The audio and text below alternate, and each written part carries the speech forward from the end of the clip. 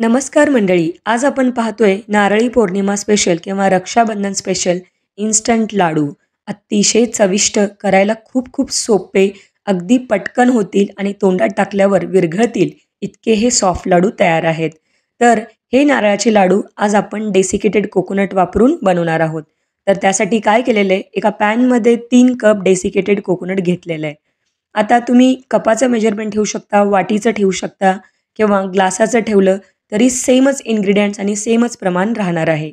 सगळ्यात अगोदर इथे आपण 3 कप डेसिकेटेड कोकोनट मंद आचेवर भाजून घ्यायचं. भाजत असताना याचा कलर कुठेही डार्क झाला नाही पाहिजे. केवळ याचा जो कच्चापणा आहे तो निघून गेला पाहिजे. इथपर्यंतच आपल्याला हे डेसिकेटेड कोकोनट भाजून घ्यायचे.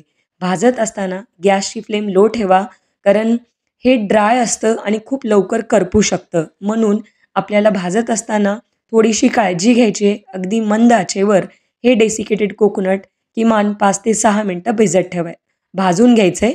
आणि त्यानंतर आपण काय केलेलं आहे, यामध्ये 1.5 कप दूध वापरलेलं आहे. म्हणजे 3 कप डेसिकेटेड कोकोनटसाठी 1.5 कप दूध वापरायचे. दूध ऑलरेडी बॉईल केलेलं होतं. गरम दुधाचाच वापर करावा, म्हणजे लाडू बनण्यास वेळ लागत नाही. अगदी ते मिश्रण पटकन तयार होतं. इथे तुम्ही पाहू शकता, अशा प्रकारे जे खोबरं आहे ते पूर्णपणे दूध ॲब्झॉर्ब केलेलं आहे. या स्टेजला येऊन आपल्याला यामध्ये साखर ॲड करायची असते. खरंच लाडू खूप खूप सोपे असतात. अगदी तुम्ही पहिल्या प्रयत्नात जरी हे लाडू ट्राय केले, तरी ते अगदी परफेक्टच बनतील. रेसिपी खूप सोपी आहे. इथे आपण 1 कप साखर घेतली आहे. साखरऐवजी तुम्ही गूळही वापरू शकता. गूळ खिसून घ्यावा आणि मग वापरला तरी चालेल. पण इथे आपण लाडू अगदी पांढरे शुभ्र आकर्षक दिसावेत म्हणून मी ते साखर वापरली आहे. ज्यांना साखर नसेल खायची त्यांनी गूळ वापरला तरी चालेल. साखर टाकल्यानंतर हे मिश्रण सुरुवातीला थोडंसं सैलसर होतं. हळूहळू सैलसर झालेलं मिश्रण घट्ट किंवा दाटसर व्हायला सुरुवात होते.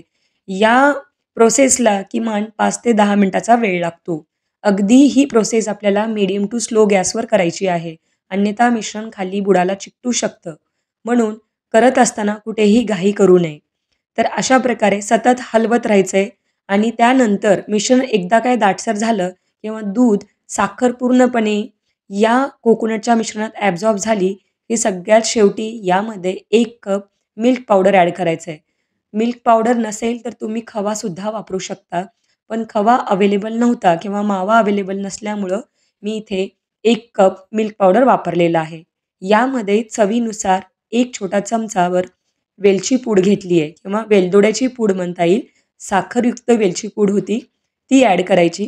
कुठलाही सुकामेवा वगैरे वापरायची गरज नाही.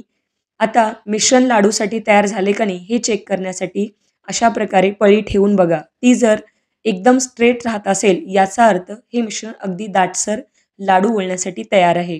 जर का पळी किंवा कलत्या तुमचा खाली पडत असेल, तर मिश्रण अजून थोडा वेळ शिजवून घ्यावं.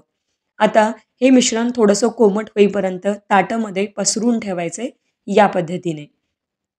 म्हणजे मिश्रण गरम असेल तर लाडू थोडासा पघळ-पघळ बनतो किंवा लाडू व्यवस्थित वळता येत नाही. त्यामुळं थोडंसं मिश्रण कोमट झालं, की हाताला एकदा सुरुवातीला साजूक तूप लावा आणि त्यानंतर या मिश्रणाचे किंवा या लाडवाच्या मिश्रणाचे मीडियम साईजचे किंवा तुम्हाला हव्या त्या साईजमध्ये तुम्ही लाडू या पद्धतीने वळू शकता. साजूक तूप लावल्यामुळं लाडूला चकाकी येते आणि लाडू जास्त आकर्षक दिसतात. इथे थोडंसं सुकं खोबरं किंवा डेसिकेटेड कोकोनट आपण वरून लावतोय, जेणेकरून ते दिसायला जास्त आकर्षक दिसतील आणि खाण्यासही जास्त टेस्टी लागतील.